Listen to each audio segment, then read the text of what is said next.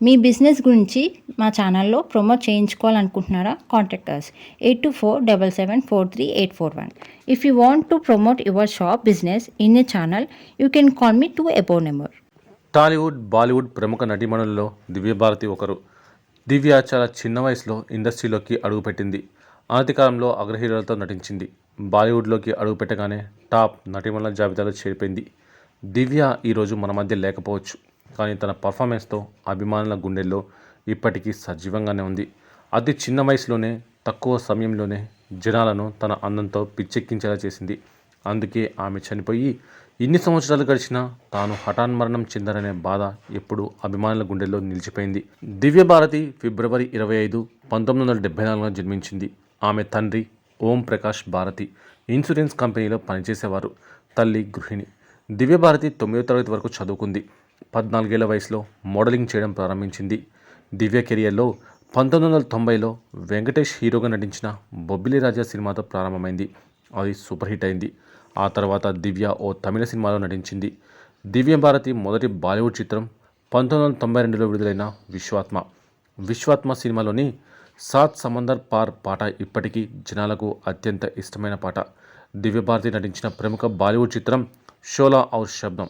దీని తర్వాత రిషి కపూర్, షారుఖ్ ఖాన్ నటించిన దీవానా చిత్రం ఆమెకు విజయాన్ని అందించింది.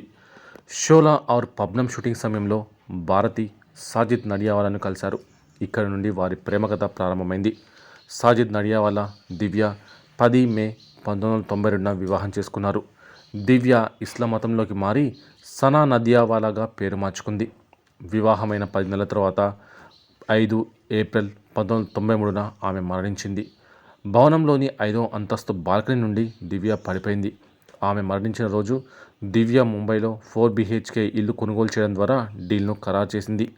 పోలీసు నివేదిక ప్రకారం దివ్య మద్యం మత్తులో బాల్కనీ నుండి పడిపోయి మరణించినట్టు తెలిసింది. దివ్యభారతి మరణం తర్వాత ఇతర నటీమణులు ఆమె అసంపూర్తిగా ఉన్న అనేక చిత్రాల్లో నటించారు. ఆమె మొహరాలో ఉంది. అందులో రవీనా టండన్ తర్వాత కనిపించింది. ఆ తర్వాత దిల్వాలేలో కూడా రవీనా టండన్ వచ్చింది.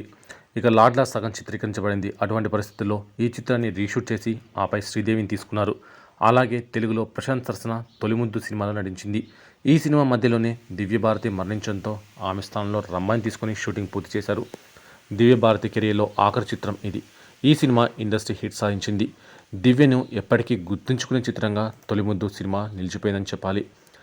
సరిగ్గా 3 దశాబ్దాల క్రితం జరిగిన ఆమె మరణం మాత్రం ఇప్పటికీ మిస్టరీనే. అంత స్టార్ హీరోయిన్ అనుమానాస్పదంగా మృతి చెంది ఏళ్లు గడిచినప్పటికీ ముంబై పోలీసులు మాత్రం ఈ కేసులో ఎలాంటి ఆధారాలు సంపాదించలేకపోయారు. ఇంతకీ ఆ రోజు ఏం జరిగింది? ఎందుకు దివ్యభారతి మృతి కేసు ఓ అంతుచిక్కని మిస్టరీగా మిగిలిపోయింది? ఆమె మనకు దూరమై 3 దశాబ్దాలు పూర్తిగా వస్తున్నా ఇంకా ఆమె జ్ఞాపకాలు మాత్రం పదిలంగానే నిలిచిపోయాయి. అది 1993 ఏప్రిల్ 5. మరో 60 నిమిషాలు గడిస్తే తేదీ మారుతుందనగా ముంబైని ఒక్కసారిగా సునామీ లాంటి వార్త ముంచెత్తింది. టీనేజ్ సంచలనం, అందాల నటి దివ్యభారతి ఆత్మహత్య చేసుకుందన్న వార్త ప్రతి ఒక్కరిని కలవరానికి గురిచేసింది.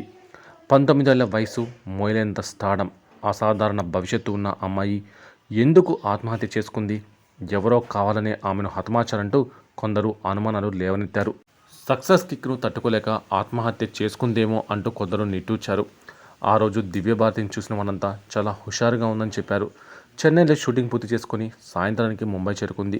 తన సంపాదనతో కన్న వాళ్ళకి ఓ అపార్ట్మెంట్లో ప్లాట్ కొనాలనుకుని షూటింగ్ నుండి మధ్యలోనే తిరిగి వచ్చేసింది. సోదరుడితో కలిసి ఆ ప్లాట్ సందర్శించింది.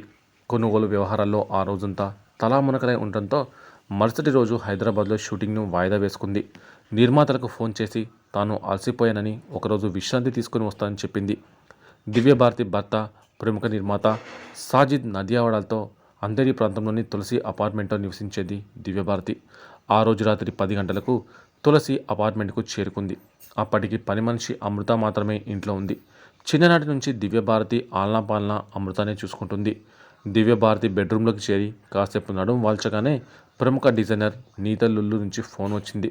తన భర్త శ్యామ్ లుల్లతో కలిసి తులసి అపార్ట్మెంట్కు వస్తున్నానని చెప్పింది. ఆ ఫోన్ పెట్టేగానే మద్యం బాటిల్ సిద్ధం చేసింది దివ్యభారతి. ముగ్గురు కలిసి ఆమె బెడ్రూమ్లోనే మద్యం తాగారు. కాసేపటి తర్వాత లేచి అటు ఇటు నడుచుకుంటూ మాట్లాడుతుంది దివ్యభారతి. అలా మాట్లాడుతూనే బాల్కనీ వైపు నడుచుకుంటూ వెళ్ళింది. బాల్కనీలో ఉన్న కిటికీకి తలుపులు లేవు. ఆ సమయంలోనే ఒక్కసారిగా ఆ కిటికీలోంచి ముందుకు తుల్లింది. 5వ అంతస్తు నుంచి కింద పడిపోయింది. ఆ భారీ శబ్దానికి అపార్ట్మెంట్లోని మిగతా వాళ్ళంతా బయటకు వచ్చారు. వెంటనే అంబులెన్స్కు ఫోన్ చేసి రక్తపు మడుగులో కొట్టుమిట్టాడుతున్న దివ్యభారతిని ఆసుపత్రికి తరలించారు. కూపర్ ఆసుపత్రిలో చికిత్స పొందుతూ దివ్యభారతి ప్రాణాలు కోల్పోయింది. ఇప్పటి వరకు దివ్యభారతి మరణం గురించి పోలీస్ రికార్డులో ఉన్న వివరాలు ఇవి. ఈ ఘోరంపై చివరి క్షణంలో పక్కనే ఉన్న నీతు, శ్యామ్లులాలు ఏ రోజు నోరు మెదపలేదు. ఆమె భర్త సాజిద్ కూడా మౌనాన్నే ఆశ్రయించాడు. దివ్యభారతి మరణాన్ని తట్టుకోలేక వంట మనిషి అమృత నెల రోజులకే గుండె ఆగి చనిపోయింది. దీంతో ఇది హత్య, ఆత్మహత్య లేదంటే ప్రమాదవశాత్తు జరిగిన మరణమా అనే అంశాలు మిస్టరీగానే మారిపోయాయి. కానీ ఈ మరణం వెనుక దావుద్ ఇబ్రహీంకు చెందిన డి గ్యాంగ్ ప్రమేయం ఉందనే పుకార్లు అప్పట్లో హల్చల్ చేశాయి. దివ్యభారతి భర్త సాజిద్ నడియావాలా ఉద్దేశపూర్వకంగానే భార్యను హత్య చేయించడనే ప్రచారం కూడా జరిగింది. ముంబై పేలుళ్ల కేసు నుంచి బయటపడేందుకే ఇలా చేశారని కూడా కొంతమంది సిద్ధాంతీకరించారు. ఆరోపణల సంగతి ఎలా ఉన్నప్పటికీ ముంబై పోలీసులు మాత్రం ఆ దిశగా ఎలాంటి ఆధారాలు సంపాదించలేకపోయారు. 1998లో దివ్యభారతి మృతి కేసు విచారణ ముగిసింది. దివ్యభారతి మరణానికి కారణమేంటో ప్రపంచానికి స్పష్టంగా చెప్పకుండానే పోలీసులు కేసు ఫైల్ని మూసివేశారు. ఇంతకీ ఆమెది హత్య, ఆత్మహత్య, ప్రమాదమా? నిజం దివ్యభారతి మాత్రమే చెప్పగలదు. కానీ ఆమె ఎలాగో మన మధ్య లేదు కనుక ఇక ఆ వాస్తవం ఎప్పటికీ బయటపడదు. అయితే దివ్యభారతి మరణంపై సీనియర్ హీరో, ఒకప్పటి నటుడు కమల్ సాధన్ ఆసక్తికర వ్యాఖ్యలు చేశారు. దివ్యభారతి మరణమాత్రం వినడం చాలా కష్టంగా అనిపించింది, చాలా బాధగా కూడా అనిపించింది. ఎంతో టాలెంట్ ఉన్న నటీమణుల్లో తాను కూడా ఒకరు. తనతో వర్క్ చేయడం చాలా సంతోషంగా అనిపించేది. దివ్యకు మాత్రమే శ్రీదేవిని ఓపెన్గా ఇమిటేట్ చేసే ధైర్యం ఉండేది. అలా ఓపెన్గా చేయవద్దు అని చెప్పినా వినేది కాదు. తనెప్పుడు సంతోషంగా ఉండేది. అందుకే తన మరణ వార్త విన్నప్పుడు చాలా షాకింగ్గా అనిపించింది. దివ్యభారతి మరణించే సమయానికి తన చేతిలో చాలా సినిమాలు ఉన్నాయని, అవన్నీ జరిగి ఉంటే తనే తర్వాతి సూపర్ స్టార్ అయి ఉండేదని కమల్ సాధన అభిప్రాయం వ్యక్తం చేశారు. నా నమ్మకం ఏంటంటే తను అప్పటికే కొంచెం మందు తాగింది. ఆ క్రమంలో తను జారి కింద పడిపోయి ఉండవచ్చని నేను అనుకుంటున్నాను. అది ఖచ్చితంగా ఒక యాక్సిడెంట్ అని నేను బలంగా నమ్ముతున్నాను. తను చనిపోవడానికి కొన్ని రోజుల ముందు వరకు నేను తనతో షూట్ చేస్తున్నాను. అప్పుడు కూడా తను బాగానే కనిపించింది. తనకు ఎలాంటి సమస్యలు లేవు. తను ఎన్నో గొప్ప సినిమాలు చేసింది, మరెన్నో గొప్ప సినిమాలను సైన్ చేసింది అంటూ తన అభిప్రాయం వ్యక్తం చేశారు కమల్.